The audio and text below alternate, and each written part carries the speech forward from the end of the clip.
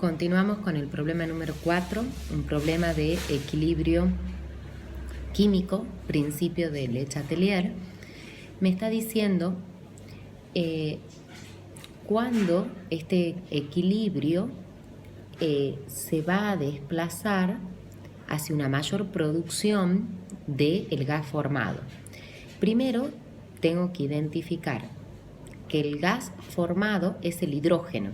Bien, porque yo tengo que analizar la reacción directa.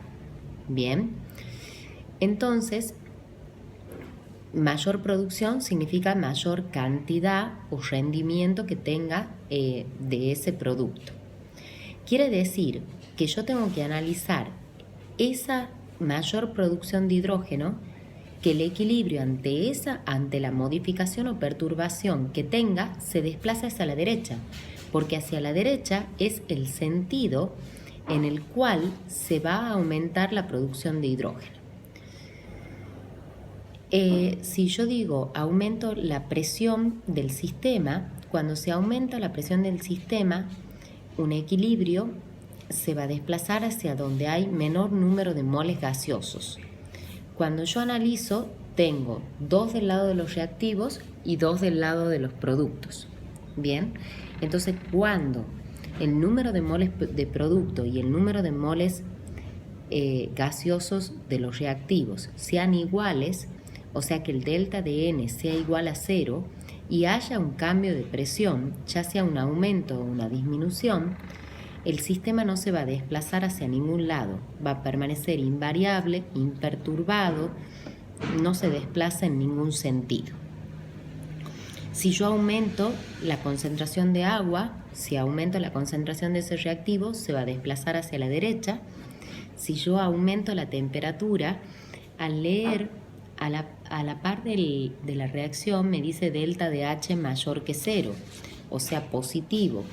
Y ante un aumento de temperatura, el sistema se desplaza en sentido de la reacción endotérmica. Entonces, con ese dato yo puedo deducir que la reacción directa es la reacción endotérmica, mientras que la inversa es la exotérmica. Entonces eso quiere decir que si aumento la temperatura se va a desplazar hacia la derecha. Si yo aumento la concentración de plomo, si yo aumento la concentración de plomo, el plomo es sólido. Yo tenga 1 gramo de plomo, 10 gramos de plomo o 100 gramos de plomo, es exactamente lo mismo. Al ser sólido, no influye la concentración o la cantidad que yo tenga de ese sólido en la reacción química. Porque a mí lo que me interesan son las sustancias gaseosas y las soluciones acuosas, porque son las que influyen al llegar al equilibrio. Con respecto al problema número 5, es un problema de equilibrio iónico mezclado con soluciones. Debo tener clarísimo que tengo una solución de partida y una solución a preparar. Lo que van a hacer primero es comenzar a analizar la solución a preparar. Esa solución a preparar es de hidróxido de calcio. El calcio es una base dihidroxilada. Entonces debo hacer la ecuación de ionización. Calcio 2 más 2 oxidrilo. Bien, ¿por qué? Porque de acuerdo al dato que a mí me dan, tengo que ver con ese dato cómo llego a obtener otra subincógnita dentro del problema de equilibrio iónico. Bueno, entonces lo que voy a hacer es, a partir del valor de pH, calcular el pOH, porque mi ion involucrado en la ionización de una base es el oxidrilo. Entonces, a partir del pOH puedo sacar la concentración oxidrilo. Lo podrían haber hecho también que a partir del pH calculen la concentración protón y a partir de la concentración protón aplican la fórmula con K-Water y sacan concentración oxidrilo. Entonces hemos sacado la concentración oxidrilo, que es 1 por 10 a la menos 2 molar. Pero lo que yo tengo que hacer es sacar la concentración de esa base ¿Para qué? Para tener los datos de la solución a preparar, para poder calcular mi incógnita, que es mi volumen de solución de partida, para poder aplicar la fórmula de diluciones. Entonces, yo digo que 1 mol de hidróxido de calcio me van a liberar 2 moles del anión oxidrilo. Esos aniones, ¿en cuánto de solución estarían contenidos? De esa manera saco la concentración de la solución a preparar, que es 5 por 10 a la menos 3. Entonces, en base a eso puedo aplicar la formulita de dilución: volumen 1 por molaridad 1 igual a volumen 2 por molaridad 2, y de esa manera obtengo el volumen de la solución de partida. Con respecto al problema número 6, me habla de la fructosa. La fructosa es una cetohexosa. Les puse para repasar la estructura de Rosanov, la estructura abierta para que la veamos, y me pide los gramos de agua que se deben agregar a 1,75 gramos de fructosa y que tenga esa concentración determinada en términos de molalidad. Recuerden que cuando nosotros hacíamos la apertura de la molalidad, el número eran los moles de soluto que estaban en 1000 gramos de solvente.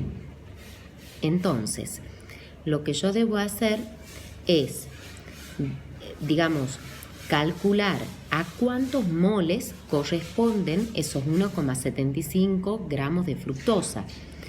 Entonces, una vez que yo calculo esos moles, yo puedo decir esos moles en cuántos gramos de agua hay que agregarle.